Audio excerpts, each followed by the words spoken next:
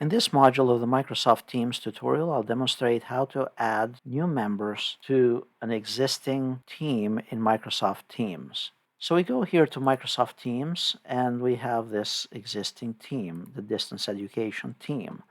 And now let's say we wanted to add a new individual to it. So we go under the configuration icon here, the three dots, and we select Manage Team. Here we can go and view the owner of the team and the members of the team.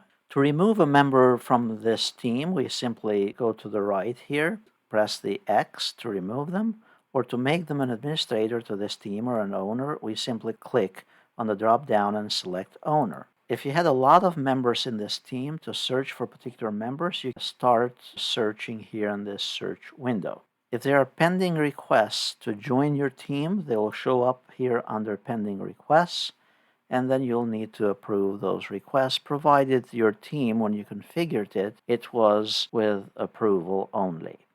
Under channels, this is where it will list the existing channels within your team, including the deleted channels for this particular team. Further down here you have the settings option, and this is where you can adjust and change the team picture, member permissions as to what the team members can and cannot do, what the guests can do or cannot do in your team, mentions, who can use the mentions option. You can set a team code and generate a team code and give it to prospective team members. The fun stuff, what to allow and what not to allow, and whether you want to allow stickers and particular tags related to this team. Under tags here you can determine who can manage the tags for the particular team. Under analytics, you can see the participation. And then under apps, this will give us an option as to what apps we want and make available to the members of this team by default. Notice you can click on more apps here on the top right and extend the usefulness of Microsoft Teams with additional functionality. Under tags, this is where you can create new tags for your team. To add a new member, we go here on the right-hand side and then click on Add Member. We select the member and then click on Add, click on Close.